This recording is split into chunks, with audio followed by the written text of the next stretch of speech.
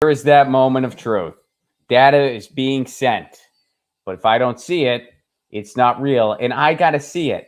Why do I have to see it? Well, because I'm the only guy. I don't have somebody to tell me, "Hey, we're good." I don't have an executive producer. Why is that? Why does that look weird? Is that looking weird to anyone else? What is that? Is that here? Wait, hold on. Something's not. Is something off about the YouTube picture? Hold on. Let me just. Something got weird. Something got weird. Let me just make sure we're okay. Yeah, we're still not okay. What is that? Huh.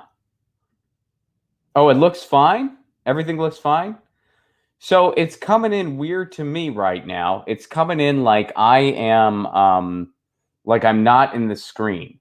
But you guys are saying everything looks normal. Here, let me just go to the place itself and make sure.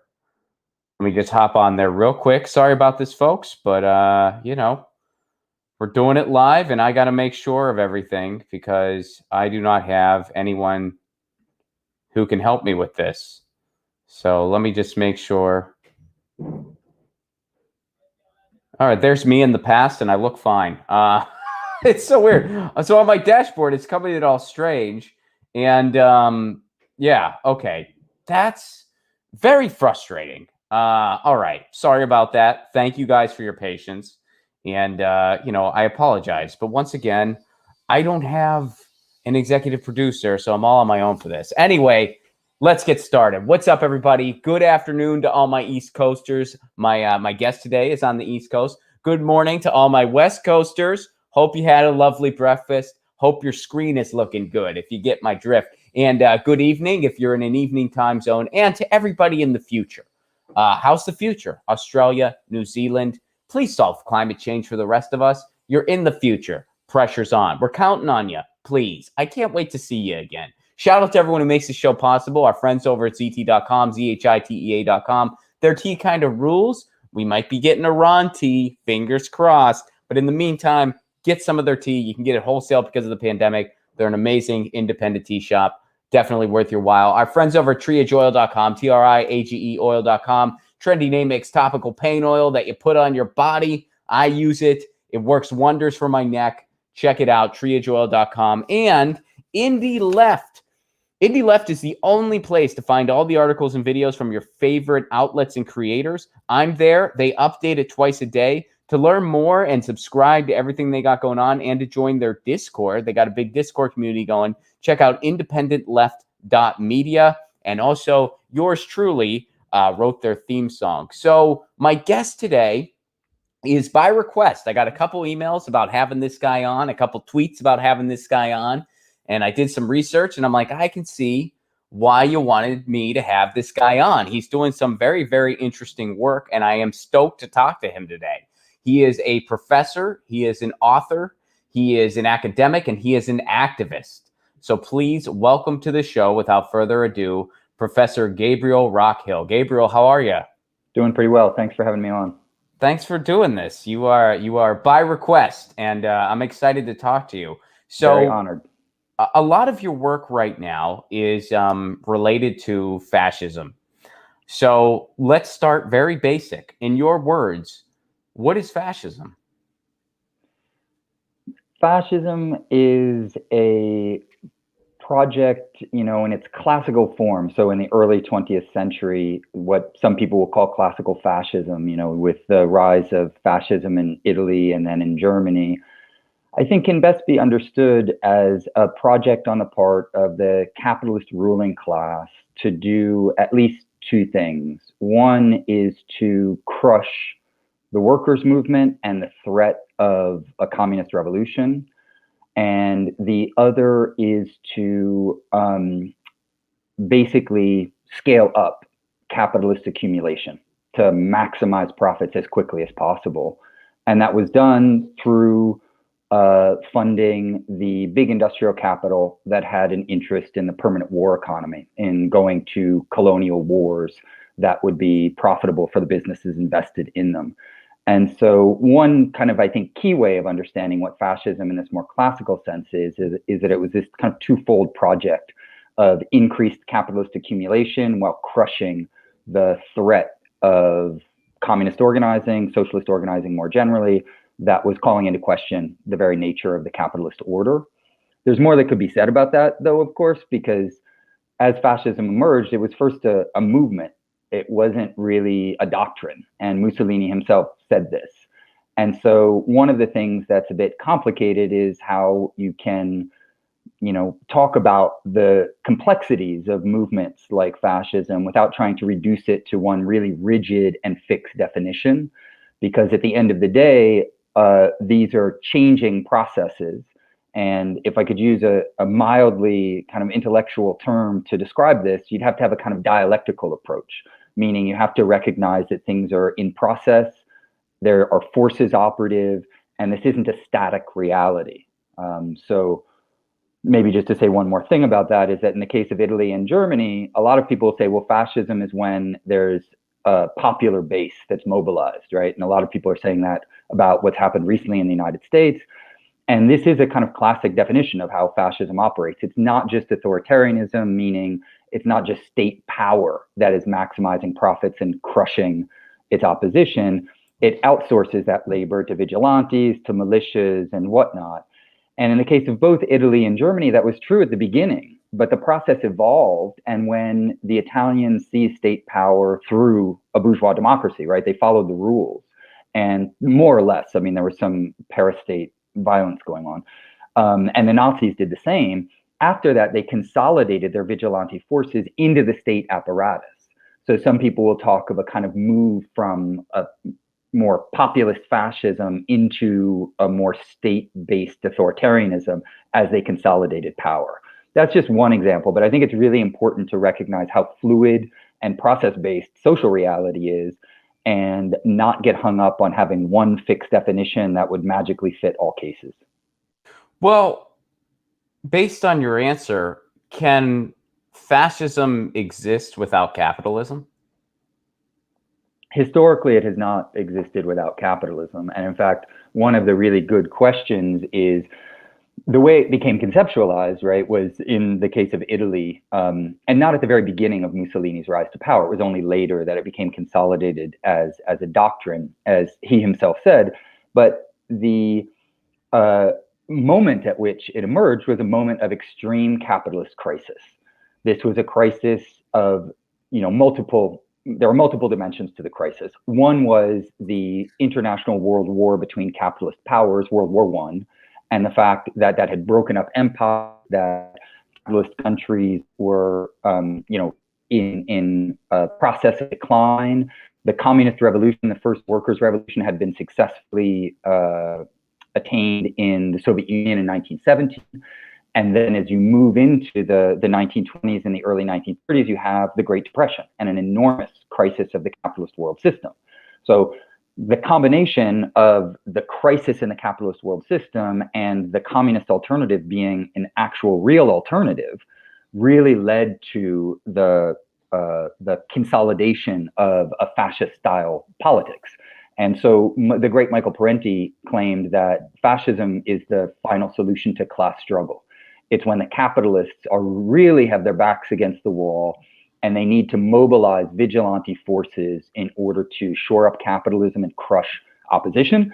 And a final thing that I'd say about that is it raises a really interesting question about the deeper history of capitalism, because this form of vigilante violence that is pro-capitalist and anti-communist, of course, predates Mussolini and Hitler.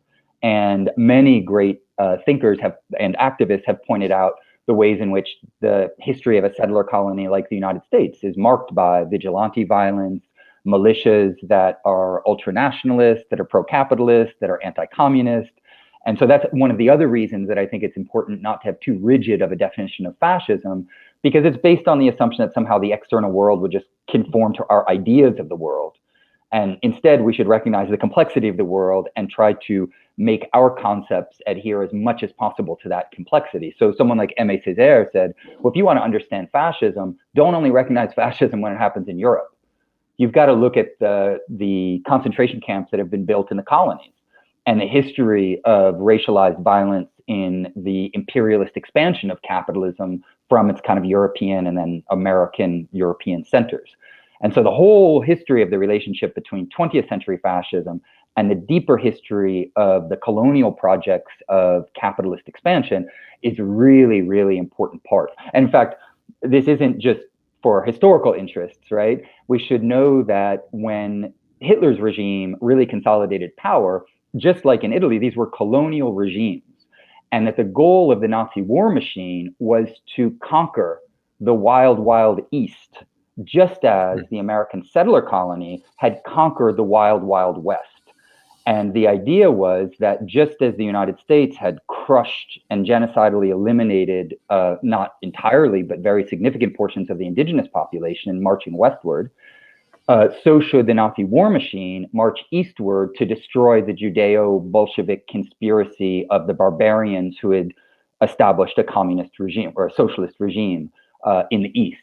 And so that colonial logic isn't just something in the past, right? It's actually part of the way in which Nazism and Italian fascism operated. So, lot going on there. So I mean, the way I kind of like to describe what's going on now and what has gone on in the past is, be it our contemporary society or be it Germany after World War I, you have a society that is very much struggling, that is desperate in many ways. And that makes a society that is susceptible to cling to a demagogue, to cling to, very, very fringe ideas, or, they can go the other way and go towards power to the people, power to the workers. And what you're saying is fascism, historically, up to present day, well, they know that. And so they want to crush those latter movements that I mentioned, the workers, to make sure that people go to the demagogues. Is that accurate? I think that's spot on, because in many ways, one of the things that's interesting about people who are pulled into fascist ideologies is that they identify correctly some of the symptoms. They recognize there's mass unemployment, that people don't have jobs, people don't have health care, that there's a housing crisis, right? And this is of extreme proportions, particularly in the contemporary world. And those people are absolutely 100% right to recognize those realities. The system is broken, right? But the catch is that the ideologues, who are either the capitalist ruling class or the intellectual hench people whom they hire, the kind of professional managerial class who's hired to fabricate the fascist ideology, what they do is they take those symptoms that are very true, and then they relate them to causes that are very false. And that is a process of, I always think of it in terms of how ideology works like a gestalt. It kind of frames and forms things. And the facts on the ground can be identical, and it depends on how they're framed ideologically. Like, the famous image of the duck rabbit, where you can look at it and you see it's a duck, but it's also a rabbit. But nothing changes in the image, right? The facts of the image are identical, but you can see it one way or you can see it another way. And if you see it in terms of the fascist solution, then you think that, well, there's unemployment and a healthcare crisis and things like this because immigrants are stealing our jobs, because China is a threat to humanity, because like all of these made up nonsense stories that are circulated through the mass media. But what people who are invested in combating fascism need to know is recognize those facts, right? That there's unemployment, housing crisis, et cetera, but then provide an ideological frame that goes to the root causes of those symptoms. It doesn't use those symptoms and ideologically frame them in an incorrect way for their uses of the capitalist ruling class, but it frames them to diagnose what the disease is. And if you want to know why we have those symptoms, the disease is very easy to discover. It's a disease called capitalism, which has always historically produced all of these problems. Housing, unemployment is integral to the way in which the capitalist system functions. Poverty, the Industrial Reserve Army, all of these symptoms that are very real are just the result of the way the capitalist system functions. And so in many ways, what fascism tries to do is recognize the symptoms of that system, but diagnose them in such a way that people are channeled into shoring up the capitalist system, which is the very system that's responsible for those symptoms in the first place. And that's one of the reasons that that ideology is so pernicious. And of course, the mass media and the culture industries that dominate, obviously in the US, but more broadly in the global situation, are tasked with doing precisely that, not going to the root causes of these issues. Why do you think, and there's a lot of, I think, answers to this question, and I would say even academia in a lot of ways is guilty of this. Not you specifically, but you know, I'm sure I'm preaching to the choir here, but not all academics sound like you, Dr. Rockhill, as I'm sure you're well aware. And why do you think, especially in the contemporary United States, there's this mass apology for capitalism? Because it's like, I mean, you hear these people like, well, I mean, every time we try capitalism throughout history, the same thing happens. Can we reel it in? Can we? And it's like, no, you can't, because it's set up to do the exact same thing every frickin' time. And it's like, well, exactly. Is that capitalism? Is that? No, it's capitalism. Are you sure it's not just, it's frickin' capitalism? How do you, like, this is what capitalism is. This is what it does. It does the same thing. It's like, we want the wolf and the sheep to get along, and we talk nicely to the wolf. We put them, we had a little fence separating them, but the wolf just eating the sheep, and I don't know what to think of it. Can we have the wolf behave? No, the wolf's going to eat the sheep. That's what the wolf does. Exactly. That's what a wolf does. Why do you think there's a mass apology for capitalism, especially in the contemporary United States? Why is that? Well, it's interesting because you could take the same model that I was just talking about and apply it to the history of professional intellectual life in the United States, meaning what goes on in the kind of imperial academy. And the intellectuals who tend to dominate the mass media or be the kind of pundits and the go-to people and have a big platform are those who are the symptoms of a system. And that system is what, you know, some people would refer to as an ideological state apparatus, meaning that the university is not this free realm of ideas where people are just pursuing the life of the mind. It's a political project through and through. And one of its fundamental functions is to reproduce social inequality. It is to function like an intellectual triage nurse and say, no, these people aren't thinking the way we want our professional managerial class to think, so we're going to fail them out, or we're going to not give them scholarships, we're going to exclude them. And the people who make it to the top are the people who are towing the intellectual line that is that works within the system of capitalist knowledge production. And so one of the book projects that I've actually been working on for a number of years now is entitled The Intellectual World War, and it looks specifically at the war on the very idea of communism or socialism that was undertaken and is an ongoing project on the part of the US state, corporatocracy, and national security state in order to really just, it's not just a red purge, it's excluding from consciousness the realities of socialist experiments on the ground. And in that regard, the even the accounts of fascism that you get within the US Academy, a lot of them are very liberal in the restricted sense of the term, meaning pro-capitalist, not liberal like kind of lefty, but liberal in the sense of, I think that we can just have a system of rights and representation that will work, that was within the framework of capitalism. And that position is itself part of the problem, because then those people think that the way you fight fascism is you vote Biden into office, for instance, who is a pro-capitalist, pro-imperialist, hawkish president. And instead of like opening up the spectrum of analysis and looking historically at how people have actually fought and won against fascism, not simply as, to pick up on your metaphor, it's not like building a fence between the wolf and the sheep, or putting a bridle on the wolf, or maybe, we'll just let the wolf in once a week to devour all the sheep, and then, then that'll kind of shore things up. No, the whole point is you kill the wolf. Like, if you really want to figure this out, you get rid of the wolf.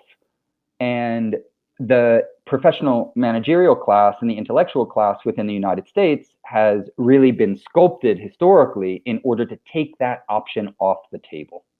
And it's unbelievably unfortunate. It's understandable from the point of view of the ruling class, right? The last thing that the capitalist ruling class wants is people learning about the actual history of socialism and learning about alternatives to capitalism and other such things. And so one of the more kind of hopeful elements in all of this is there's a very insurgent young group of people who are coming up in this world who recognize that, to put it shortly, the stories that their professors and the journalists in the mainstream are telling them are wrong. And they want more, and they're hungry for more, and they see through it.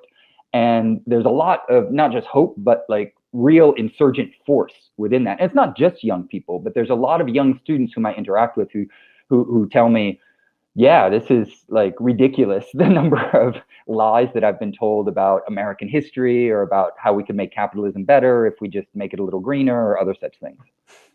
So on a scale of 1 to 10, how many of your colleagues hate you? No, I'm just kidding. Don't answer that. You don't have to answer that. Well, no, let me ask, staying on the academy for a minute. Do you think that, do you think that the academy as it's structured in the United States is in any way an incubator for ideas that shift the status quo?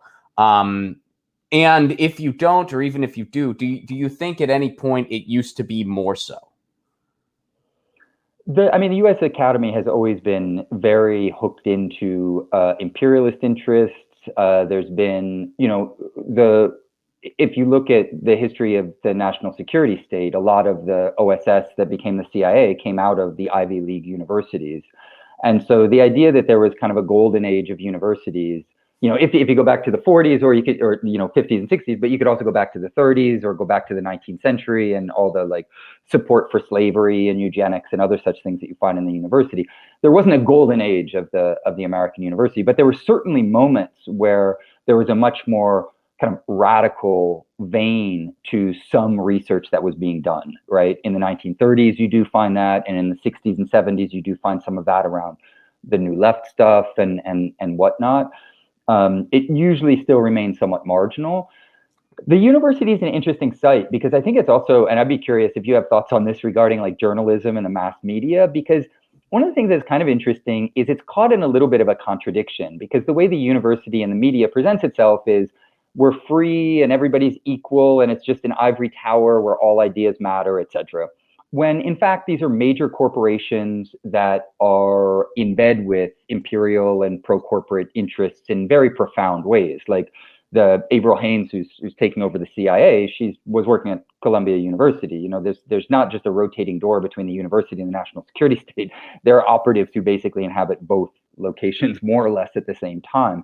And so, but given the fact that the university and the mass media presents itself in this way, there's a really interesting contradiction where at times they have to allow for an autonomy of ideas that would give a platform to, people like me or people like you or kind of alternative voices, trying to contain it within certain limits so that they're not featuring me on CNN right now, right? Or I'm not on the New York. I've published a little bit of stuff in the New York Times, but they've rejected a number of articles that had to do with the CIA. And so they give this little margin of maneuver. And I think it's really important for people like us to use that margin of maneuver because it's a contradiction between the real social function of these institutions, which is to reproduce inequality and spread the dominant ideology, and how they present themselves to the public, which is free and open and everybody has free speech and things like this. And so within that margin of maneuver, we can do certain things. But my own work is not just invested in doing what you can do with extant institutions, but also developing counter institutions, educationally, at the level of media platforms and whatnot as well. Because I think that the kind of to echo what you were saying earlier, if you want a nicer, greener capitalism, or do you want a socioeconomic system that people decide on their own? And so I'm very invested in popular education, and platforms and projects that do these types of popular education that aren't beholden to creating hierarchies within the classroom and to doing the kind of social triage of sorting out who's going to be the next members of the professional managerial class and who's going to be sent to work in a factory or work in gig labor or other such things. And so in my own work, I have a kind of two-prong approach. Do what you can within the margins of the institutions, but don't have any illusions about the institutions, because we also have to build power outside of the institutions from a kind of bottom-up grassroots perspective. I like that. And since you touched on this in your answer, I got to ask, what are some of the things you submitted to the New York Times that they wouldn't publish? So I got hooked into, I did a few pieces with the Times, and they have this opinion section where philosophers will write and do kind of public intellectual work. And so I did one or two pieces, and they circulated, but they were more personal and existential and a little bit less political. And then I did a piece on the CIA reads French theory, and it explored the way in which the national security state had a vested interest in kind of postmodern theory coming out of France, knowing what it was, what its social function was, and then also supporting it in quite concrete ways. And so I sent that to the Times thinking, well, I wrote these other pieces and kind of got my foot in the door. And one of the pieces kind of went viral a little bit and got translated into a lot of languages. So I figure, they want clicks and stuff because they're looking for their advertising base. And so can I make that contradiction work for myself? But that didn't work. What were the theories? Like go into detail on that. Like what were some of the theories that they were subscribing to? The CIA, yeah. Yeah, so the CIA and actually I ended up publishing that particular piece in the Philosophical Salon, which is on the LA Review of Books, if people want to check it out. The CIA had a vested interest in moving the Western intelligentsia away from communism and to positions that they refer to as the non-communist left. And so they were funding journals, publication platforms, conferences, translations, and they were pouring tons of money into enormous international conferences with literally tens of thousands of people attending the conference, and not just academic conferences. These were conferences that were getting written up in like Time and Life magazine and things like this. And they were all basically anti-communist propaganda. And they were aiming to, as I say, kind of edge the Western intelligentsia away from communism and towards what's interesting in the case of Europe is they targeted socialists, but reformist socialists who weren't revolutionary socialists. And the CIA was going behind the back of Congress because they knew that the kind of, anti-communist Congress would not have supported the US government giving funding to socialist platforms. But the CIA, and these are, smart people who are trained in the Ivy Leagues, and not that being trained in the Ivy Leagues necessarily makes you smart, but what I mean by that is they're like serious operators and they're not fucking around when they want to get something done. And they understood that the best way to do this was you divide the left, right? And you sever off the anti-capitalist left from the pro-capitalist left, or at least from the reformist left. And that's a gradual process. And so if you can at least get rid of the communists to start with, then little by little, you can move further and further to the right. And that's what we've seen over time, right? In the post-war era in Europe, almost all of the visible intellectuals were Marxists because all of the fascists and all of the liberals who had collaborated with fascists looked pretty bad after all of the information about the concentration camps came out. And so if you wanted to be anyone with a little bit of street cred, you were open to Marxism. But then the postmodern theory that rose to prominence in the 60s and 70s was largely anti-Marxist. And that was exactly in line with the interests of the US national security state. And they were not only anti-Marxist, they were not critical of American foreign policy and American imperialism, whereas of course the Marxists were. And so driving that wedge into the intelligentsia was really significant. And the fact that then French theory would be imported into the United States as the most cutting edge and radical theory ever invented is a big part of this project. And it's not just the national security state that did this, it's the major corporations and the foundations that backed a lot of these projects. So when postmodern theory arrived in the United States, many people point to the 1966 conference that took place at Johns Hopkins with, if your viewers or listeners know people like Derrida and Lacan and the kind of famous postmodern theorists, they were all invited to this conference, and it was funded by the Ford Foundation. The Ford Foundation gave a ton of money to this particular conference and then follow-up seminars and whatnot. And so this was an importation of French theory that was anti-Marxist. They didn't invite any of the Marxists or any of the real Marxists. And this was part of an intellectual world war, quite explicitly so. And the Ford Foundation, of course, worked hand in glove with the national security state. So you shouldn't think that, oh, this was private and then the CIA work was different. You look at the history of the Ford Foundation, and then tons of these people were also working for the national security state, just as the same is the case with the Rockefeller Foundation, with the Carnegie Foundation. This is the big leagues of the corporatocracy. And the CIA is in bed with all of these people. They work for these people. And so all of that story, of which there are many other components, is what goes on into this project that I mentioned, the intellectual world war that I've been working on. And it really explains why, like, I shouldn't be, I'm not exactly a voice in the desert, so to speak. There are lots of other kind of more progressive academics that are out there, fortunately, but I should be one of thousands and thousands, but I certainly don't feel like I am one of thousands and thousands. I can't believe the New York Times wouldn't want to publish such a thing. That sounds right up their alley. When I mean, the one of the outlets that helped lie us into the Iraq War, I can't believe they would want to they wouldn't want to publish such a thing. Well, actually, could I get a dig in on the Times while we're talking about it really quick? Of course. So the Times, the director of the New York Times from 1935 to 1961, right? This is decades, was Arthur Hayes Salzberger. And he signed a confidentiality agreement with the CIA, which is the closest, it's the highest level of collaboration that a news outlet can have, meaning that he had regular confidential conversations with the CIA about the stories they were running, what they were going to run, how they were going to toe the CIA line, etc. And so the history of the corporate or the mass media in the United States and its ties to the national security state is deep and very, very dark. There's a great article by Carl Bernstein that goes into some of this. There's the Church Committee report that goes into it. I mean, the CIA uses tons of journalists as operatives, like literally hundreds and hundreds of journalists, both domestically and internationally. Who's the guy on the pretty boy, older gray fox guy on CNN? What's his name again? You know who I'm talking about, right? Yeah, Anderson Cooper. Yeah, Anderson Cooper. Yeah, he interned with the CIA like 2 summers in a row or something like that. Like, I might be wrong about the details, but he has CIA connections. Like, this is how that world works, and people need to know that. Well, I mean, I think, and I'm not recalling names off the top of my head either, because I don't watch cable news all that often. But I know MSNBC, they're doing similar stuff too, and they're bragging about it. They're like proud of it. They're like, these are our defense experts. It's Exactly. like, yeah, these are people that are just like stenographers for the CIA, and you're just having them on and you're calling it news, and this is very not okay. There is nothing okay about any of this. Yeah, no, absolutely.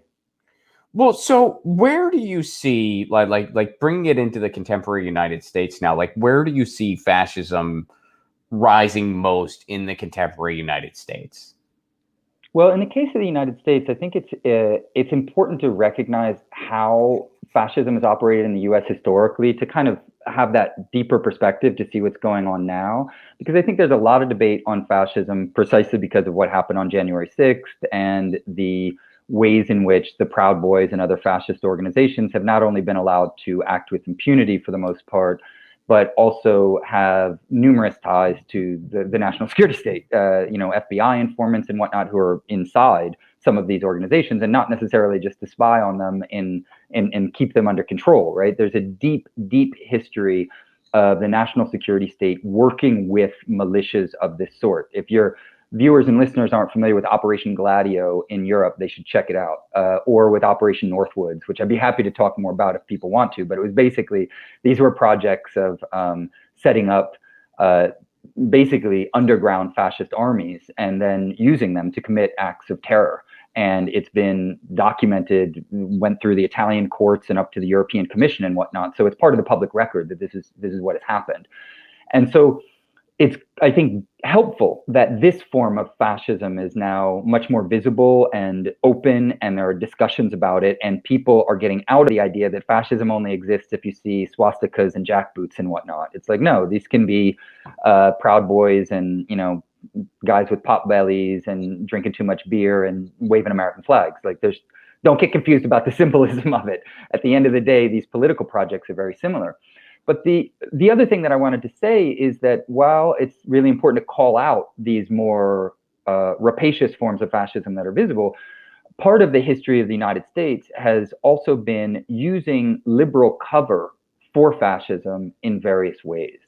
And so the idea that now with the Biden-Harris administration coming in, that there'd be a reconsolidation of American democratic power and that the fascist forces would be held at bay and things like that, I think is really misapprehending what's going on, because the fascist elements that have been integral to the history of the United States are, we'd have to identify a few of them. One is the continuing support of certain internal vigilante groups and militias on the borders, for instance, all of the anti-immigration stuff that goes on, but as well how fascism, it not only uses, parastate actors, so actors who are kind of outside of or alongside the state, but also uses state actors.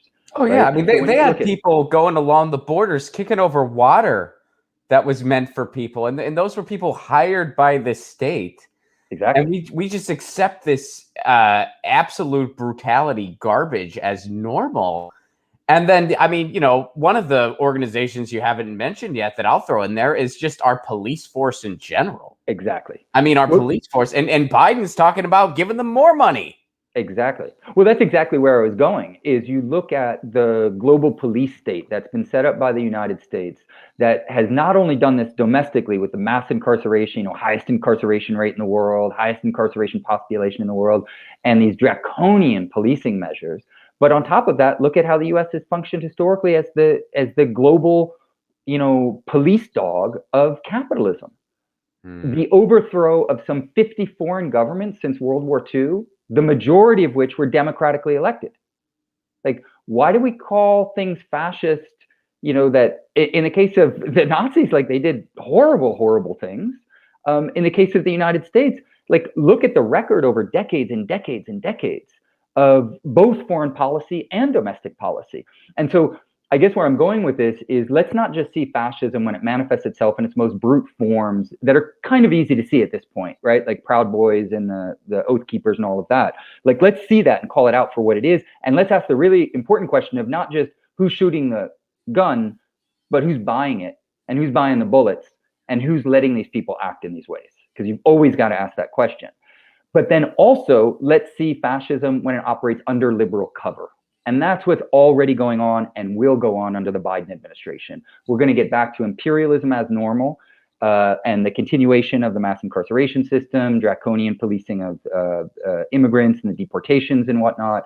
And so that whole record of the United States should peel the scales from our eyes so that we can see that, the great George Jackson has these analyses where he says, if you're looking for repression and violence of the most extreme sort, like what we saw in Dachau and Buchenwald, you don't have to look very far. Look at the American prison system. Look at what the United States is doing in its foreign policy.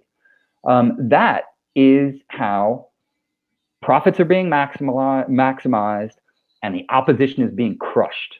And the problem is it's so normalized that people think it's hyperbolic to refer to it as fascism.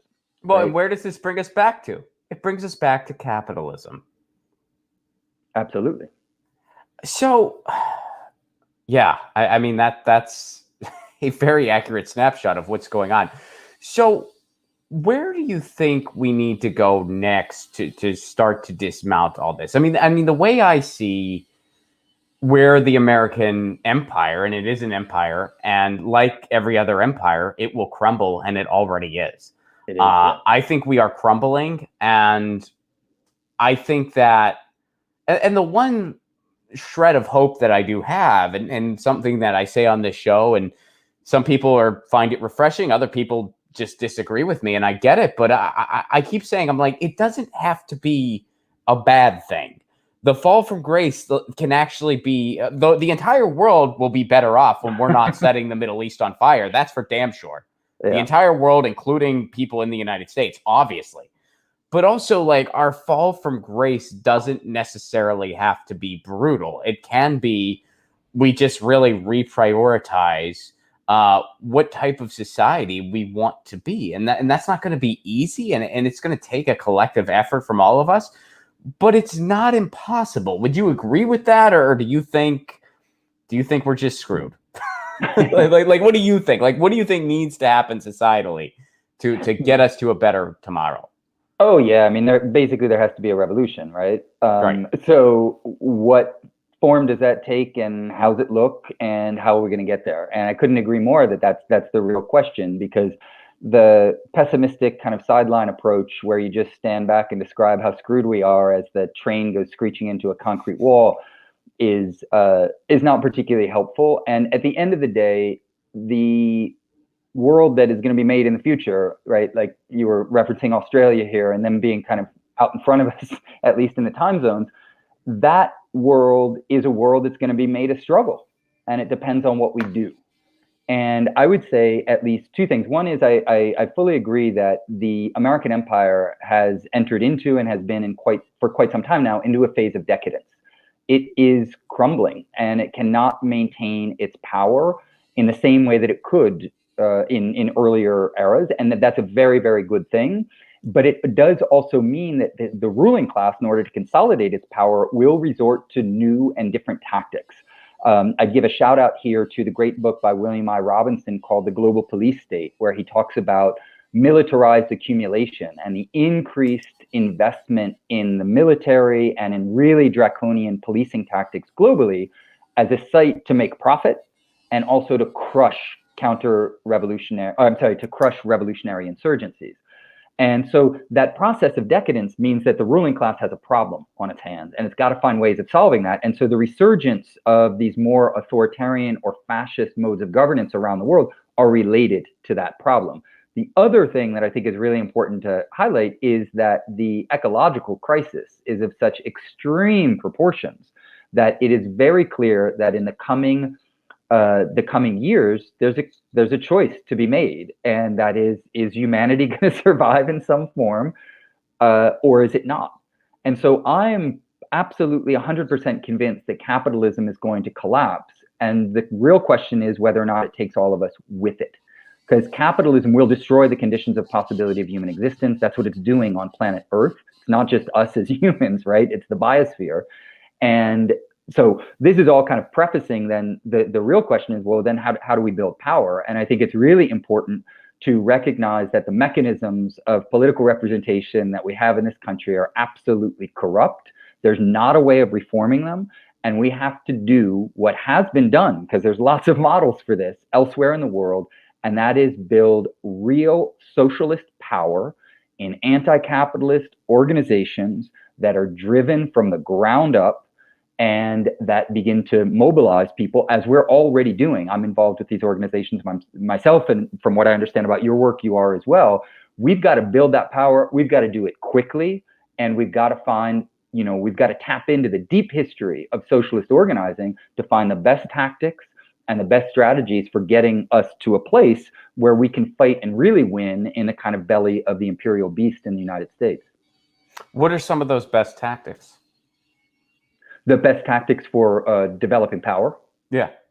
I mean, the organizations that I'm involved with are really looking at, if you start to get into the concrete aspects of it, a lot of socialist organizing in the United States at one point was based on sites of production, because there were factories and things in the United States. But through the globalization of production chains, a lot of that production has been moved out of the United States.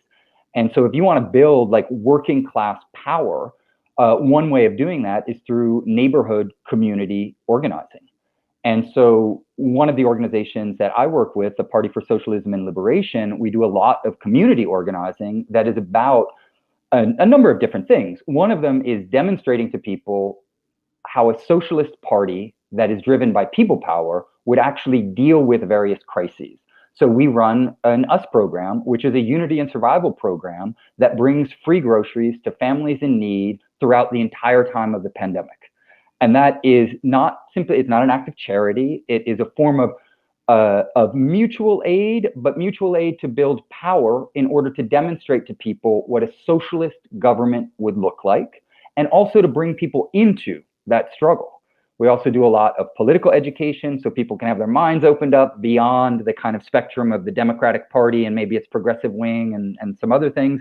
But two, I mean, there's a ton of, anti-capitalist parties and anti-capitalist organizations that are out there. We also, of course, do a lot around anti-racist organizing, anti-fascist organizing. And I mean, I could kind of go on at length about the various projects that we're involved in, but maybe the easiest thing to do would be encourage people who are interested, check out the Party for Socialism and Liberation, check out the Liberation Center in Philadelphia and what we've been up to there. And there's lots of other great orgs that are out there. I think that, for my taste, at least, the most important thing is anti-capitalist. At least begin with that. And maybe one other thing that I would say, and I'm not sure if we're on the same page about this, and push back if you disagree, but there are certain forms of socialism that think that the ruling class can be voted out of power. And if someone could give me an example of that, historically, I might eventually be convinced, but I know of no single historical example where the ruling class was voted out of power and stayed out of power, right? There are some instances where there were really progressive parties that worked through electoral mechanisms. And I do believe in working through tactically, not strategically, like you use the electoral system, but strategically, at the end of the day, we need a system change. And the ruling class is not going to allow that to happen through the ballot box at the end of the day, right? We can do that to build power, but at the end of the day, we're talking about real class struggle. I don't think I can disagree with you there. I mean, I don't know. I mean, I can give you like my take, and you can pick holes in that. Might be a better way to do it. But my take is electoralism is one of very many tools in the toolkit of change.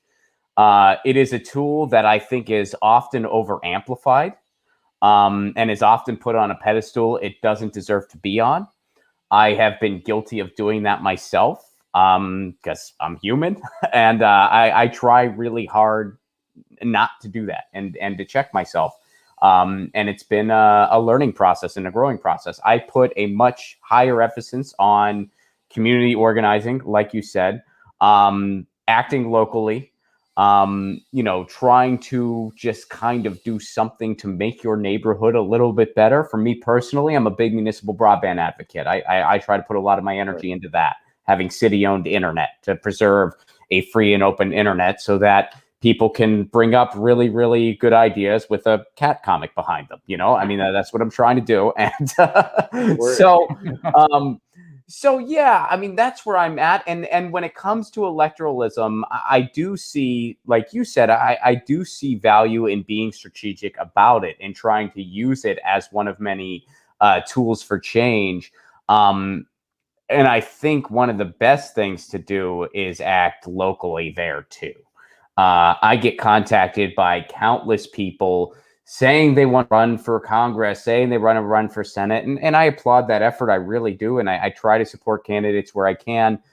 But I wish I would get more emails of people saying they want to run for city council, of people saying they want to try to be mayor, of people trying to get on a neighborhood council board. Yes, this is not as sexy. And yes, I'm not going to sit here and say that corruption doesn't happen at the local level. Of course it does. I mean, half of local politics are all just a bunch of real estate developers most of the time.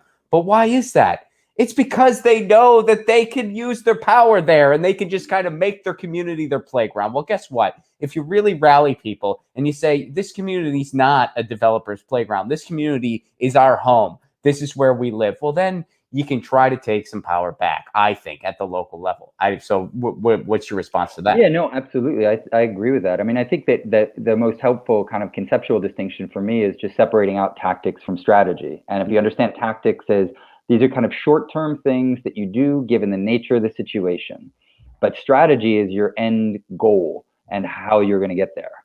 And that electoralism as a tactic, as long as you don't overemphasize its importance, I think is, it's the way in which under bourgeois democracies, that's how at least the political theater operates, right? So if we can play that game at times better than other people play the game, and we can also use the media platform that's given to certain people, right? Like in other countries, when you have presidential candidates who are Marxists or who are socialists or whatever, they're on TV and they get a platform for that. And it would be great to have a lot more of that, right? Like there was the communist who was running in Vermont. I had him on the show. Oh, you did? Okay, cool. Yeah. He's an interesting dude. I like talking to him. Yeah, sweet. I Yeah, saw he's him a on good another guy. show and I thought he was good. Yeah. Amazing beard, that guy. He's got an Yeah. amazing beard. I Yeah. complimented his beard. Yeah, sorry, I shouldn't have shaved then. I should have taken a little bit more of the Marx look, right? But yeah, so I agree with that. And I think you're absolutely right that like it's local, regional, national, and international. And you've got to try to keep all that in perspective. And that we have more power the closer we get to where we're living. And so like the stuff that I was talking about with the Liberation Center in Philadelphia, a lot of these are local struggles and like very minute struggles at times, but that have far-reaching consequences. But we also have to keep a kind of internationalist perspective in mind and not just take the coordinates of our political activism from the United States, because its political culture historically has been, frankly, very reactionary. What we call the left in the United States is basically the center-right historically. These are like pro-capitalist, pro-imperialist positions. And so I would also just encourage people to, think politically outside of the American box. I want to ask you this, and yeah, you're really preaching to the choir there, where it's like, look, what we call the left is, I always say, I'm like, look, if I lived in Denmark or Canada or Switzerland, I would just be considered, he's on the left. In the United States, I'm considered watch list. So yeah, our Overton window is absolutely ridiculous. Do you think that is slowly changing though? For the better? There has definitely been, with the combination of the pandemic and because like the objective situation has been changing over the last 3 to 5 years in a lot of different ways. And that change, I think, does bring with it extraordinary possibilities, and that there are openings now that are like I grew up in, I don't know if we're maybe about the same age, but at least for me, I grew up in probably one of the darkest moments of like socialist consciousness in the history of the Americas, because I grew up in the United States like in the 1980s and 1990s, and it was dark. There was nobody out there, and like the most left you could get in the kind of at least more or less mainstream spectrum was still pretty imperialist. And so I agree that there's a like the kids are hungry for communism, and there's a lot of people who are out there who don't want the kind of standard fare.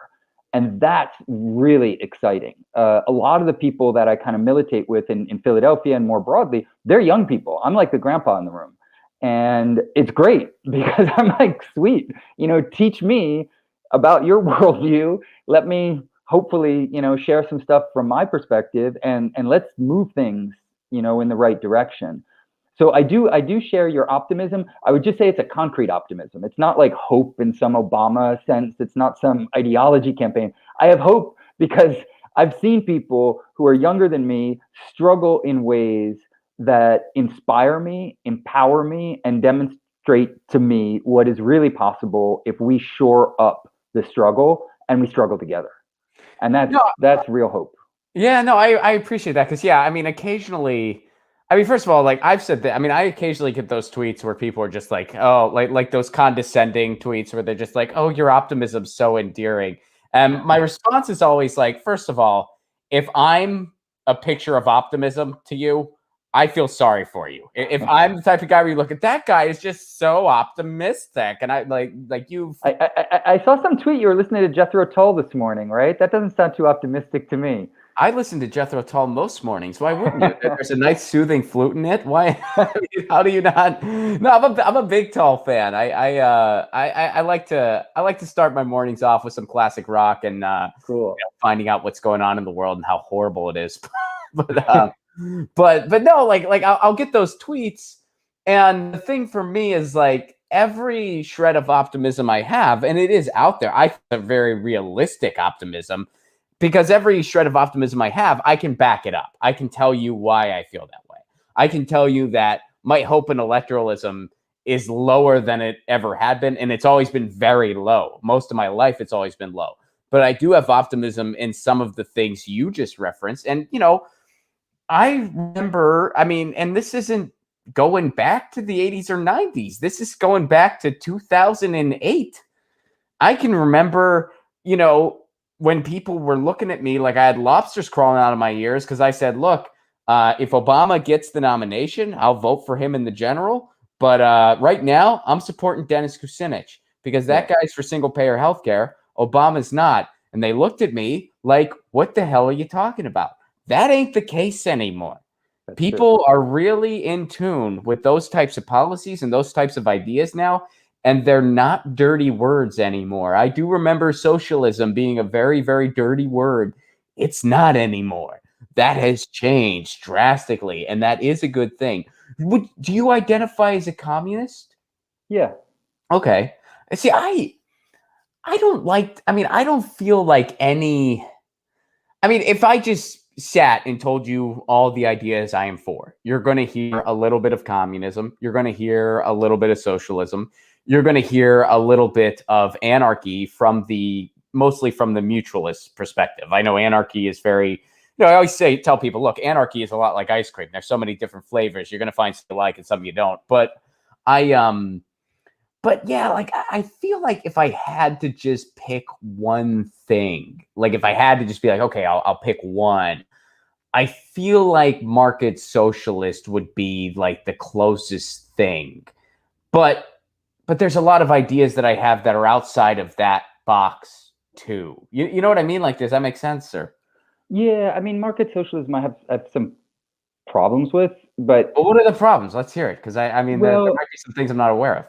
Well, I think that if the goal is to build people power, to leverage us out of the capitalist system that produces fascism and unemployment and housing crises and the end of the environment, et cetera, then I also think that we don't have to reinvent the wheel, in the sense that we can look back at the last 100 years of class struggle and look at what examples kind of worked, why they worked, what the successes were, what some of the limitations were, and just have a real kind of concrete analysis of the positives and the negatives. And in looking back at the last 100 years of class struggle, I think it's pretty clear that, hands down, we could start with the Second World War. Like, who defeated the Nazis?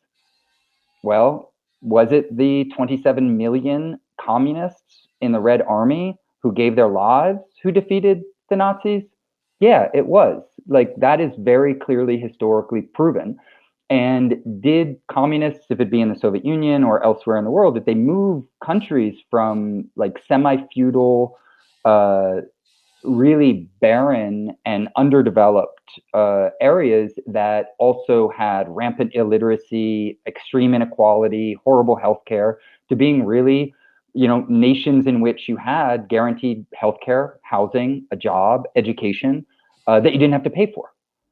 And that's not to say that there aren't things where you go through and say, oh, well, there was this problem, or is this problem, or there are other issues, because of course, nothing's perfect, because if it was, then it would be some Garden of Eden or something along those lines. But you look at what's been done in Cuba, you look at what's been done in under Thomas Sankara in the 1980s in kind of West Africa.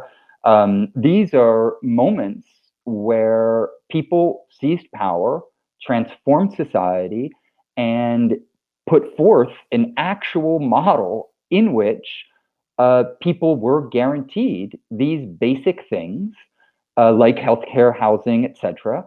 And they functioned in spite of the fact that there's this great quote by Che that I'll have to reference. Che said that the biggest problems that they had in Cuba, there were two major problems that they had. The first was imperialism, and the second was imperialism. And so they were doing this under the worst possible conditions, because there's never been a socialist experiment in the history of the world that has not had to deal with the imperialist meddling of capitalist countries. Right. And you have to have that in mind when you analyze countries like Cuba or China or the Soviet Union or other such places. And it depends on what you mean by market socialism. Sorry, I kind of went off and talked more explicitly about communism and socialism. But with market socialism, were you thinking more of like democratic socialist countries that are still integrated into the market? Kind of, yes, but going significantly further than that. Like the idea of market socialism as a concept, which gets labeled, sometimes it's labeled libertarian socialist, sometimes it's labeled like there's all kinds of goofy labels. I mean that's why like some of these things I kind of take it all with a grain of salt. We just kind of use them as like launching off points, I feel like. Yeah. But I think that as far as like where the United States could go, I'm all about worker co-ops.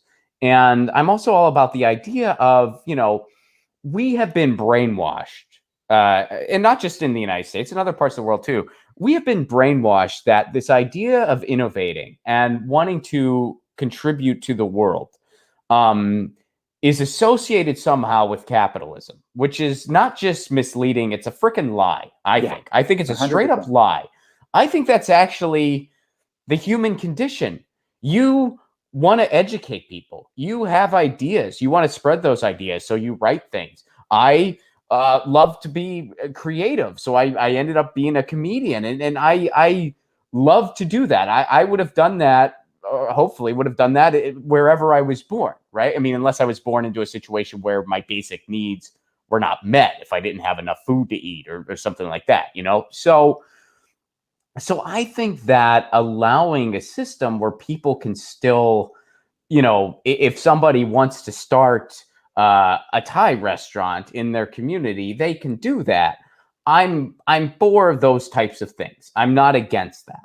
What I think should happen though is that it should be orchestrated and kind of managed via public resources. There should be public banks that fund all of these things, and we, the community, should help foster all of that, and we should kind of put things back into it. So if you want to start something, you're not going to go bankrupt trying to do it. You're also not going to have to deal with all these middlemen, landlords, and stuff like that. Instead, it's all public resources, and everybody kind of has resources at their disposal, and and they kind of flourish that way. To me, that's like the most realistic, like where we could potentially go next. And I think that is loosely market socialism. Now, there's a few areas where I differ from that body of ideas. I'm in principle against the idea of private property. I feel like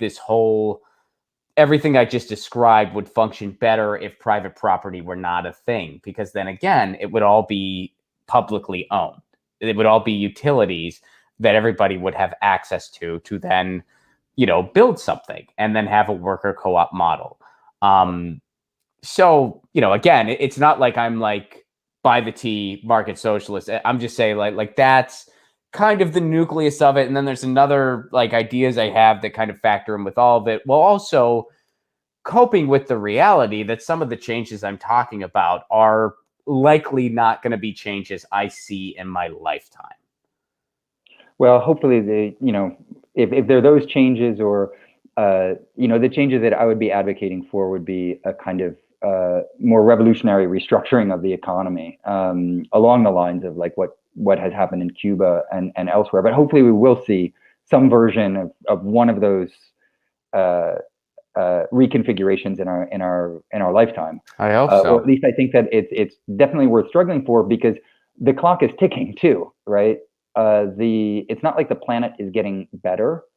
It's also not like the global economic situation is getting better, right? There's more socioeconomic inequality in the world today than ever in the history of humanity, and that's being driven by the capitalist system. And every sign now is that it's just getting worse. And so I do think that like models, what I really like about what you said though, just to like pick on one point that where there's complete and utter agreement, is one thing that happens in a capitalist system is the creative labor power that we have, like the ability to do fun and interesting shit and not be tapped into or kind of have our existence defined for us by our vocation. Because most people have to work some shitty job. And so the hours of the day when they are the most vigilant and conscious, they're doing some paperwork or driving Uber or some other things. And to have a world in which our creative labor power would have the opportunity to express itself Right. rather than just be a kind of cog in the capitalist system. Like there, I think there's perfect and utter agreement. And I think that there's a great documentary film that's available on Vimeo if people want to watch it, called Cubanas. And it's just about the women of the Cuban Revolution. And it's one of the most interesting things is the number of women they interview who say, the greatest thing about the Cuban Revolution is the fact that I've been able to change my life over and over again. At first, I was a violin teacher. Then I became a dancer. Now I'm teaching in high school. And the Cuban system allows me to do that because I'm not just a cog in a capitalist system, but instead I'm contributing to a social project. And that social project recognizes that I have creative labor power and that I might not want to express that in only one way that works for the capitalist system for like 40 years, and then they'll, put me out to pasture or whatever. And so the relationship between the socioeconomic system and individual life is really important in that regard. As most people who like do volunteer work or do things that they're passionate about really understand, right? If you're doing some mutual aid or volunteering at a bookstore that's like an alternative bookstore or something like that, sometimes actually work can be enjoyable, Right. and that's how it should be. Yeah. I mean, well, and I think like that is one area where, I mean, I think it goes without saying, even the United States has that completely backwards. Yeah. We have it completely backwards. Our work culture is, I think calling it toxic is an understatement. Whatever, I can't even think of a word right now for what it is. And it doesn't have to be that way. Like it does not have to be that way. We can have a society where, yeah, the people who want to grow food can do it, and the people who want to be creative can do it. And it doesn't have to just, it does produce value to a society, to a populace. It just has to be kind of put in the right place. And capitalism prohibits that sort of thing from happening for the most part. I mean, it's like all the beautiful things that we do have in the United States and elsewhere, it's all in spite of capitalism, not because of it. Yeah. Well, because capitalism tries to tap into people's creative labor power and use it for profit.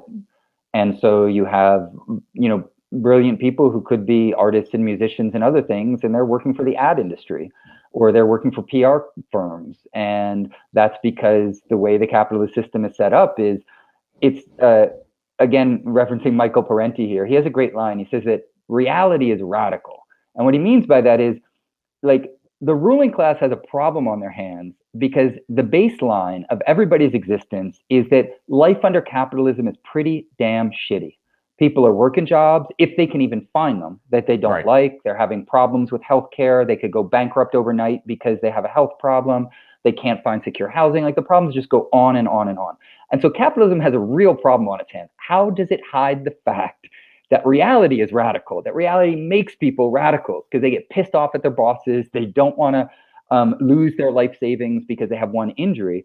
And what capitalism does to solve that problem is they hire the creative labor power of, the so-called best and the brightest to make up false stories about how great capitalism is and how, and there are different ways of doing this. It can either be how great capitalism is, or they just create these illusory worlds that people can go into in order to unplug. And so they plug into the culture industry, they binge on Netflix, they watch a bunch of crap, and they forget about the mundane, exploited existence that they have. And then they can kind of go back to it the next day, knowing that, well, at the end of the day, at least I'll be able to binge on Netflix again. It's a pretty sorry existence. It depletes people of, some people criticize Marx for being a humanist and for believing in the creativity of human beings as makers of worlds who can make sense of the world and create new things.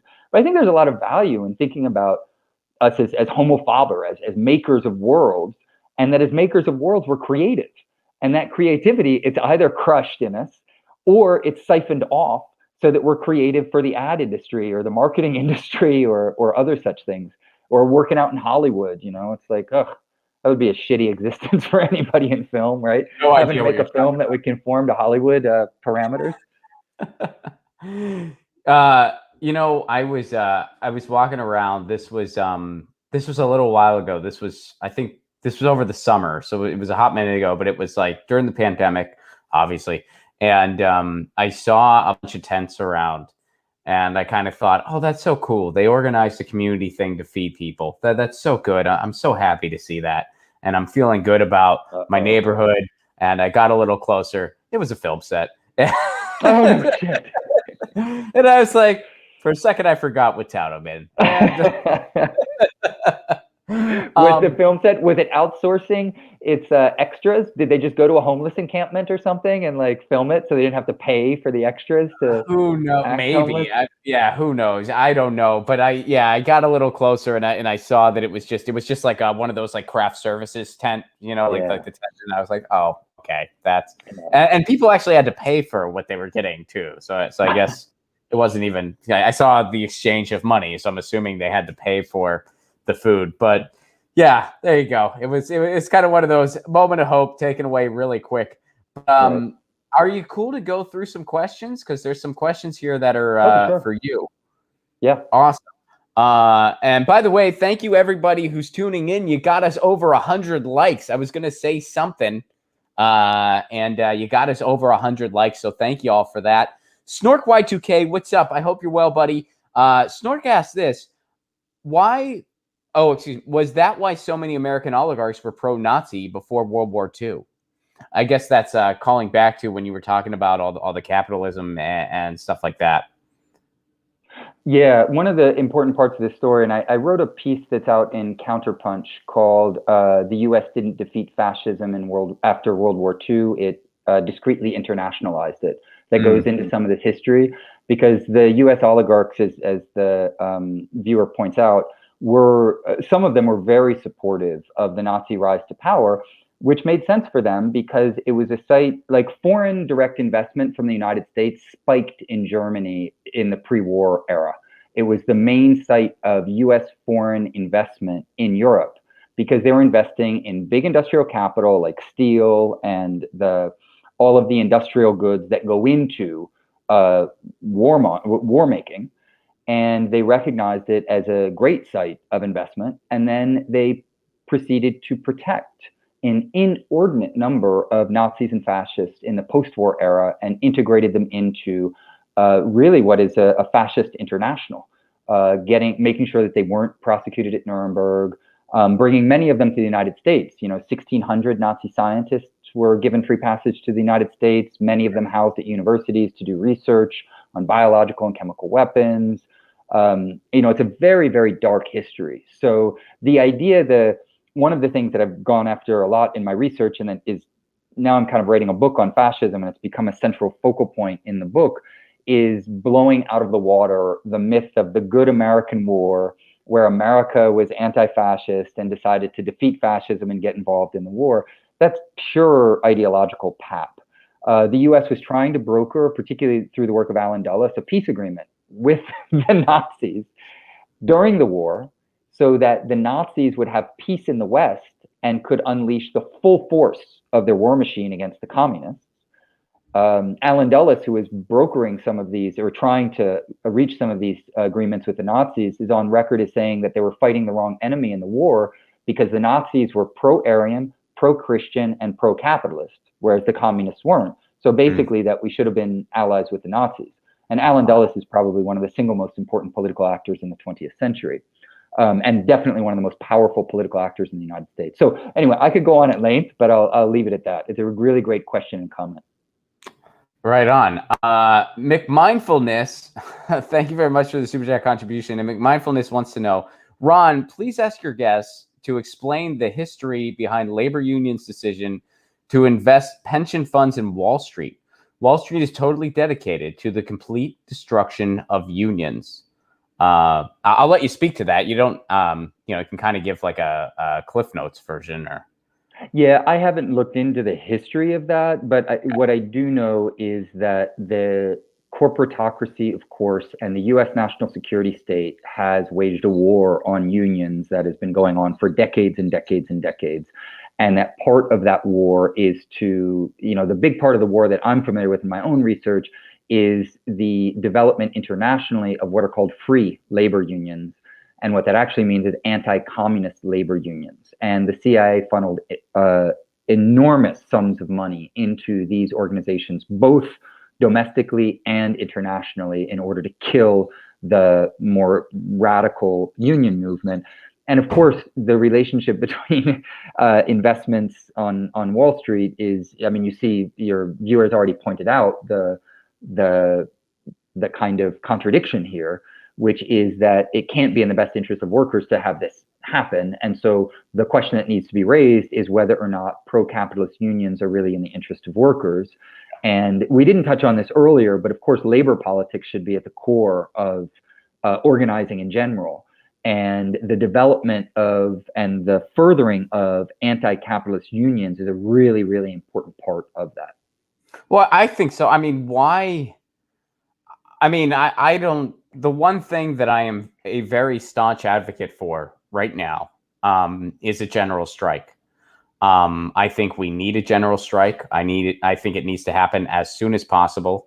And so I feel like, and I can't speak to the leadership of every labor union, but I feel like if that's not a very high priority right now, well, what are you really working on? And when you hear stories of leaders of labor where they're trying to prevent strikes from happening when the workers are hungry for it, you have to ask that question. Well, who are you working for? Who are you working for the workers, or are you working for the company? Are you doing what the company man wants you to do? And if it's the latter, you have no business leading a union.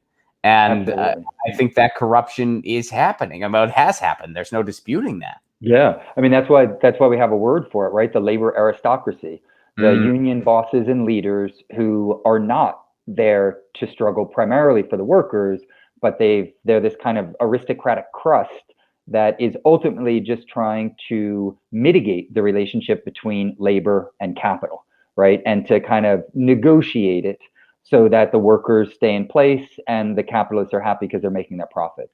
That kind of logic of a labor aristocracy, of course, has been the graveyard of a lot of union organizing, which isn't to say, like, we could come back to our conversation earlier and say, yeah, there are a lot of corrupt unions, but there's also an argument to be made for trying to build power within those unions to leverage them away from the labor aristocracy, right? So it's not, politics is often not a kind of all or nothing situation. You got to work with the gray zone of the world as it actually exists. Well, because the corruption is usually in leadership, not the people. Yeah. Are you for a general strike? Well, right now, I think that the tactical situation in the United States, general strikes tend to be work when you recognize that you have enough power on the ground to do that successfully as a tactic. And personally, I don't see enough of institutional and organizational power on the ground in the United States for a general strike that would be successful. And so I'd love to have a larger conversation about that. But I think that for me, I'd want to distinguish between what I want subjectively and what I think objectively in the concrete situation is feasible. And, we talked before the show, I spent a lot of time in France and have done, some organizing in France and whatnot. Yeah, they know how to strike over there. General strikes, they don't fuck around, Yeah, I know. Well, then how do we do that? What are they doing? Yeah, I think part of it is their healthcare is not tied to their employment. And they're not we're too. No. I get that it's not. It's a tall glass of water, and I think, again, and I have said many times, I don't know all the organizing ins and outs to make it happen, and I also know it is not easy, and I also know that the system is designed to make sure something like it doesn't happen. Yeah. But I think when you start opening the doors to some of the stuff we were talking about earlier. Mutual aid, where it's because that's what it's going to take. It's going to take mass organization, and it's going to take a lot of leadership, especially amidst the unions and stuff. Be like, okay, this is what we're doing. We're going on strike. We're shutting down the logistics system. We're shutting it all down. We're shutting it all down, and Jeff Bezos is going to fricking hear about it. We are shutting it down, and we're making demands. And while we're doing this, we need to make sure that every kid is on Zoom school. We need to make sure, like in virtual school, we need to make sure someone's looking out for everybody's children. We need to make sure that that anyone who is food insecure is taken care of, anyone who is housing insecure is taken care of.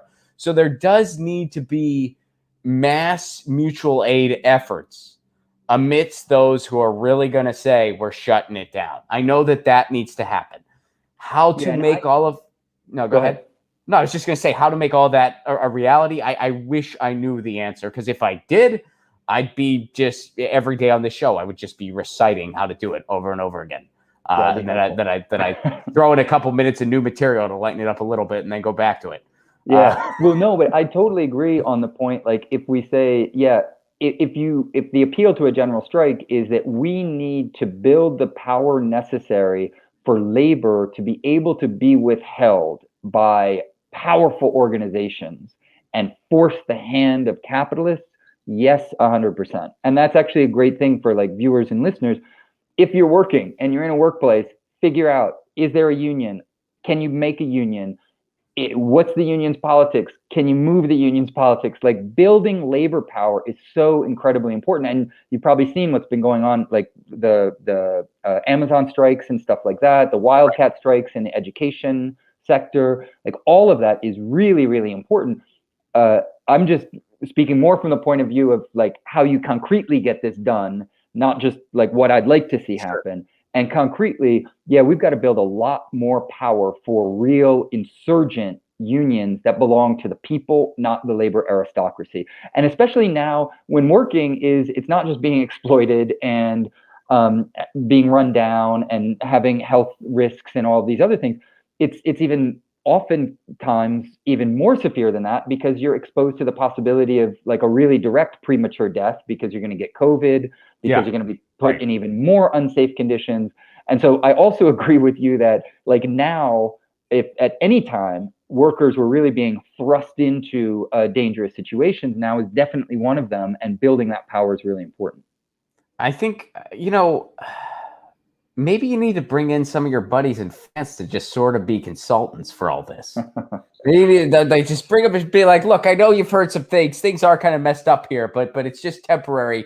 What do we do? And then they start passing out yellow vests, like, all right, this is what we got to do. Maybe that'll help. I mean, they know. Well, it's interesting, because, I mean, France has its problems too, right? It's got like some homo theory and shit like that. But one of the things that's interesting about France is that they do have a long-standing tradition of people taking socialism seriously, and it's discussed in schools, it's discussed in the media. You have like Trotskyists on the news, this stuff happens in France. And that really speaks to the power of the culture industries and the educational industries and how much they format the general population.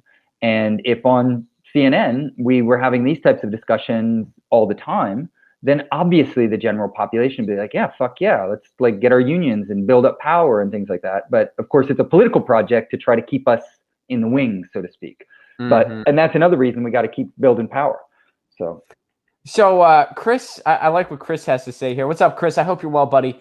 Are we living in the brave new world Aldous Huxley authored? Society has been lulled into complacent servility by material consumption, endless amusements, the illusion of choice, and artificial happiness. It's that legendary question that I believe Neil Postman posed famously. I don't know if he was the first, but I think it was in Amusing Ourselves to Death. I'm a big media theory guy, so I read a lot of him. And, he put it best. He said, look, who was right, Orwell or Huxley? I feel like with what we're living in now, they were both right. I feel like we are living in a buffet with a little bit of Brave New World and a little bit of 1984 going on, a little bit of authoritarianism, a little bit of we'll just let you amuse yourselves to death. I don't know. What do you think?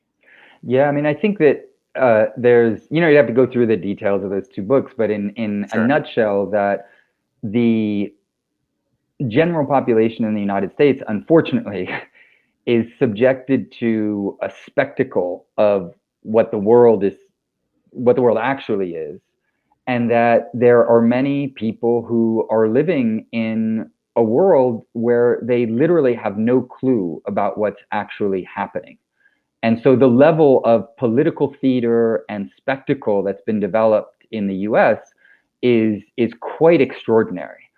And that's one of the reasons I think it's important to like study and try to understand how the media operates, how the culture industries operate. Like it's quite fascinating just to speak, to the kind of Brave New World point. We are now in a situation where 5 media conglomerates, and by media conglomerates, I mean major businesses that produce both the news and entertainment. There are 5 of them that control 95% of what all Americans see and hear. That's a brave new fucking world. Yeah, no That's kidding. A world in which the difference between news and entertainment, or what some people call militainment, right? Because it's also a lot of it's driven by like military interests and imperialism, is just piped into people's minds. Well, they call it infotainment sometimes, but my response has always been like, where's the info part at? I don't even see the info. If there was the info part, I'll give that to you. I think that's being too generous. I think militainment is much more accurate because it's all for the military industrial complex anyway. And 100%. For people that tune into this show, this is nothing new. But for a lot of general people, it's like they don't even realize that in so many other countries, our media structure would not be allowed by law. Yeah, the conflicts of interest with advertising that we have. What you turn on cable news, you see an advertisement for weapons manufacturers and oil companies. Why is that? Who are they marketing to? Who amidst the general public is like, you know what I'm in the market for? A new tank. Or, hey, my car won't go and I don't know why. Do I need to put gas in it? Shit, who knew? Everyone knows that. And no one's looking for a tank. They're buying favorable coverage. That's what they're doing. You don't need... It's pretty easy to see. And in other countries, like that's not legal in a lot of other countries, at least not the way it is here. And the other dimension to this is that most people don't recognize, like there's a lot of conversation now about what Biden thinks or what he wants, as if there was an individual who was there making decisions.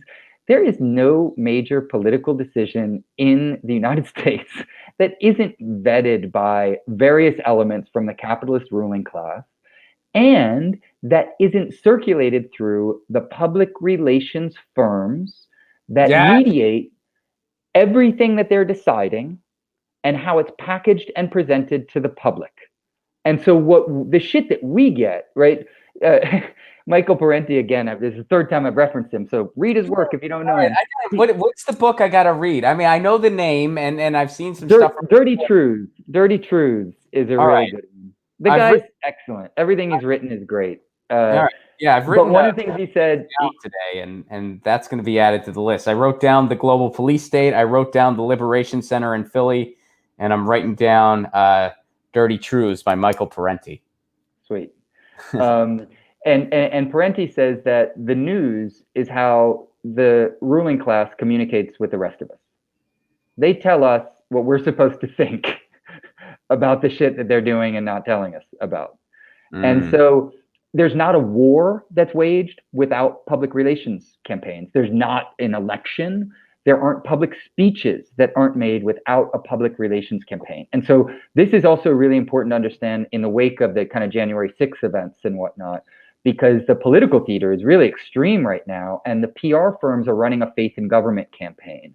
And what that means is they want everybody to have faith in the US democracy because AOC was almost killed, and we have to like shore up the democratic government, which basically means the political theater of the capitalist ruling class, to protect ourselves from the kind of, Max Blumenthal called them the Ku Klux Clowns who stormed the Capitol. Because there was a kind of clownish aspect to it, but there was also a racist and fucking fascist aspect to it too. Absolutely, right? Absolutely. And now they're trying to take that and be like, hey, don't worry about this Patriot Act 2.0. It's for your safety.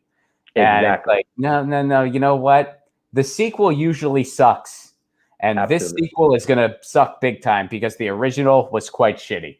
We know. And going after fake news, which is basically making sure that all left-wing platforms are then rendered invisible on search engines, their speeds are slowed down, like all that crap that's already been going on, of course. If you know the history of what's happened to the Gray Zone or other, publication outlets that have been targeted in various ways. Oh, well, it's happening now. I mean, they're demonetizing channels left and right on YouTube. Exactly. Yeah. So we got a couple more things here. I want to go. I want to get through it. Thank you so much for being so generous with your time. But we got a few more thoughts for you. McMindfulness, you're back, and thank you so much for your very generous contribution here. Democratization of markets, and this is in quotes, seems to be the latest fascist scheme to get the public on board with business interests. 7% of public employees' union pension funds are in hedge funds. The hedge funds are now claiming union pensions were hurt by GameStop. That's it. Yeah, I noticed that they're trying to do that. They're trying to make it out like what happened with GameStop. Like, oh, well, they hurt pensions. Well, meanwhile, yeah, but a bunch of hedge funders for years have worked against pensions. I mean, they screwed over the teachers. Where did that? This was a few years. Wasn't it in Arkansas? Where it's like they bet against all those teachers' pensions and they just wiped out. Yeah, I mean, I don't remember all the details. This was a couple years back. But basically the theme is, and I think this is what the commenter's getting on, a bunch of people on Wall Street got mad because they were out scammed in their own scam. And they have been scamming we, the people, for quite some time now with the public's money. Yep. The quadrillion that Wall Street is worth, every single dollar can be traced back to the public's money in some way. So they've been playing with our money and our resources, and they've been using this world as their playground for way too freaking long. And then they got beat at their own scam in one, for instance, and they pouted like a bunch of babies with soiled diapers because that's what they are. Well, it's time to beat them at their own game because something like Wall Street should have never happened. It should exist. That's what I think, anyway. No, I agree. I mean, what's that? No, I was like, Gabe might disagree. He might be a big Wall Street guy. I'm not sure. I don't want to. Yeah, I don't know. I haven't met a bunch of communists who are really big fans of Wall Street, but no, you're right. I mean, the way the system operates, right, is that the losses are always put on the back of workers, right? So we have a kind of socialism for the rich that protects the hedge funds and the financial class and their investments and things like that. But the profits are always privatized, right? You see it in the vaccine industry today as well, right? That's taxpayer money that's going into the research, but then the vaccines, of course, are all private, then run by private corporations. Right. And so that whole system of socialism for the rich needs to be called out for what it is, needs to be recognized for what it is. And it's a really interesting case too, where some people say, oh, I'm all for the free market, and like the kind of libertarian types who are all just about freedom, freedom, freedom, and mainly freedom of the market. And what's interesting is, of course, the capitalist system can't survive without state intervention. The state has had to intervene in order to impose it, and intervenes regularly in order to shore it up and protect it. And it's a prime operator in its imperialist expansion and in other endeavors. Because it just crashes. It just crashes everything. I mean, if capitalism was a car, it would break down every 20 miles or something. Like it's just, I mean, every single, when you look at how it's been tried throughout human history and measure the years and how often it crashes, which is every 7-8 years. Yeah. I mean, it's such a ridiculous, but and it doesn't just crash, right? Usually it drives full speed into a group of people that it crushes. Mm-hmm. And then some mechanics come out and repair it, and it revs up and goes and crushes a bunch of other people in its next crisis. Because the crisis always, it's poor people who pay for the crisis, right? We've seen that with skyrocketing unemployment right now. Yep. And everything else that's going on. Crisis, and then you have Jeff Bezos and the rich people of the world consolidating their wealth. So a crisis of capitalism, until the system fully collapses or is overthrown in various parts of the world, is also an opportunity to shore up class power for the ruling class. And we've seen that really clearly. So a couple more here. Benny, Ron, I wanted you to turn you on to a great album, a soundtrack for the revolution. Go to Bandcamp, The Beat Seekers. All right, I'm writing it down. I'm not familiar with this group, but I will write it down and look into it and see what they're all about. I like music recommendations, so thank you for that. Neil says, 100%, I study science, but would much prefer to do ethnomusicology or history. Also, classical economics plus poli-sci equals learning wrong thing to protect power.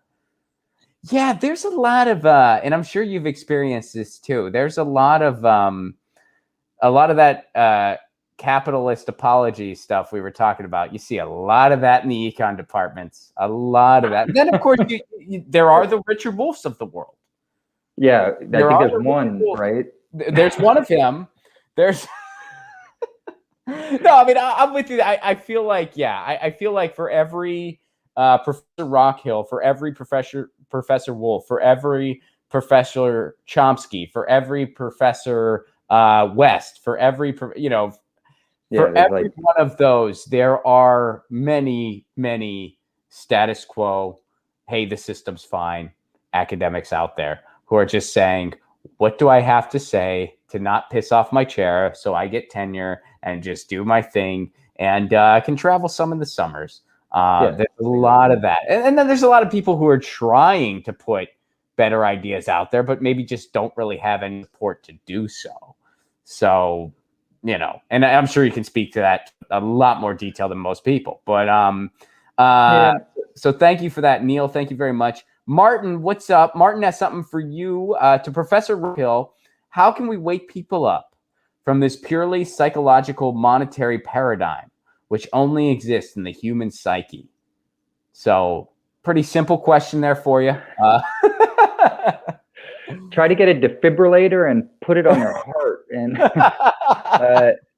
I mean, I would just say two things quickly. One is, obviously, like, political education is really important for understanding how the world actually works, getting plugged into like some of the intellectuals you just mentioned, or just media platforms and cultural producers who are doing like cool stuff to open their minds up. Because a lot of young people get radicalized through like music, through films. I'm a big Boots Riley fan. He does great work, right? Yes, I've been trying to get him on the show. If you know him, Boots. Oh, okay. I organized an event with him about a year ago, so I could hook you up with his agent if you want. If you don't mind, Philly, actually.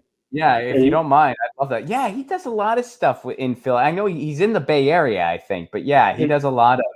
His sister's here, and so yeah, we did a sweet event with him about a year and a half ago, and like getting people plugged into rad shit like what he's doing can really bring people in, because ultimately, like, political education can't just be about the mind, right? It's got to be about being able to laugh if you're a comedian. It's got to be about culture. It's got to be about something creative and getting plugged into a world, that, like, the Philadelphia Liberation Center that I mentioned, or if there are, it's weird now with the pandemic, but local bookstores or activist sites or culture centers, like, you got to find your people who will help you make another world, because you can't do it on your own. And if you're just like hanging out with your cat in a basement and looking at stuff on Twitter, it gets really sad really fast. All right, Gabriel, leave cats out of this, okay? I don't know where you're.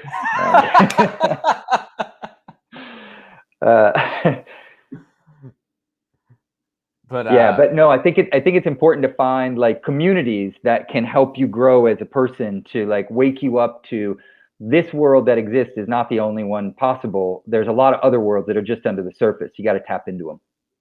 Right on. All right. So one more here, and I guess this might be more directed at me here.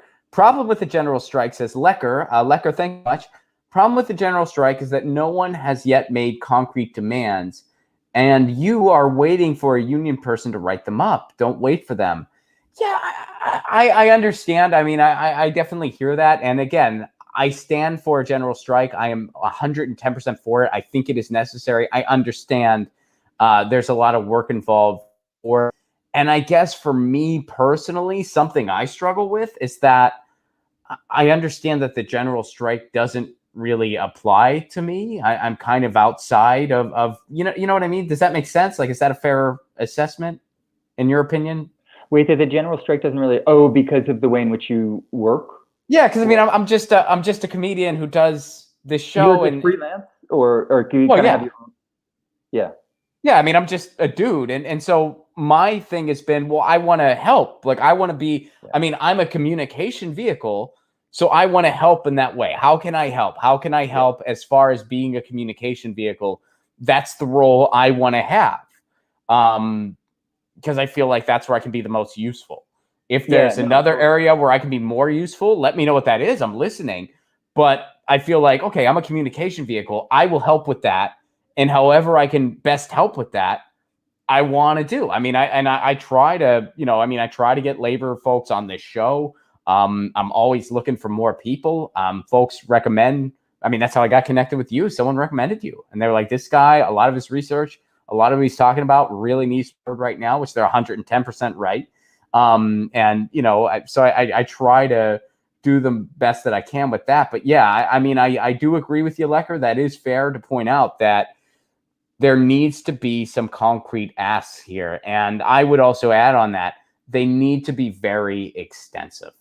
You need to kind of shoot for the moon. You need to, because we are at a point of crisis, and incrementalism ain't going to solve jack. Agreed. Thank you so much. Let me just give some thank yous here. Thank you so much, Snork. Thank you, McMindfulness. Thank you, Christopher. Thank you, McMindfulness again. Thank you, Benny. Thank you, Neil. Thank you, Martin. Thank you, Lecker. Thank you guys so much for your generosity and your super chats. You help keep the show on the air. And Gabriel, thank you so much for being so generous with your time and for sharing all your ideas and answering everybody's questions. Very, very, very enlightening stuff. Where can people go to learn more, not just about you, but anything else you want to turn people on to? Where do you recommend some folks go? Well, I mentioned earlier that if people want to get plugged into what I consider to be a pretty rad organization that's doing some great work, the Party for Socialism and Liberation is fantastic. Check out the website, check out what we've been up to, and that's a great resource. As far as like other things that I'm involved with, I founded a kind of educational counter institution or counter school called the Critical Theory Workshop, and we do various seminars, a summer program, things like that. I'm involved with a Marxist education project called RED, the Radical Education Department, where we do kind of collectively resourced research around various topics. Yeah, and then as far as my own work, I guess, is concerned, I try to keep my own personal website, GabrielRockhill.com, up to date about recent things that I've done, publications, things like that. Yeah, and there's a lot. If people are limited in their resources, they're looking to connect in various ways to find good stuff to read, to find communities wherever they are. Feel free to hit me up. I'm always happy to share resources. And as we've kind of been saying throughout, one of the most important things is to build power and build community. And so don't hesitate to reach out if you'd like to. But otherwise, Ron, thanks so much for having me on. It's been a pleasure. Absolutely, man. This has been a great conversation. Please come back, because this has been super fun. And, well, if you have me back on with Boots, I'll do it. With Boots sure. Riley. Sure. Yeah. All right. I'm trying to get myself on with Boots Riley. You see, they're all self-serving. All right. But no, we'll figure something out, man. All right. Sounds good, man. Thank you so much for doing this. Folks, that's been the show today. We will be back on Monday officially for another Get Your News On with Ron. I'm going to be talking to R.A., the Rugged Man, the hip hop artist. We're going to be talking to him on Monday. I'm so stoked to talk to him. But in the meantime, check out Dr. Rockhill's stuff, GabrielRockhill.com. You gave me a nice list of books to read and places to check out, so I thank you again for that. And in the meantime, y'all know the drill. Lucy says meow, and I say peace.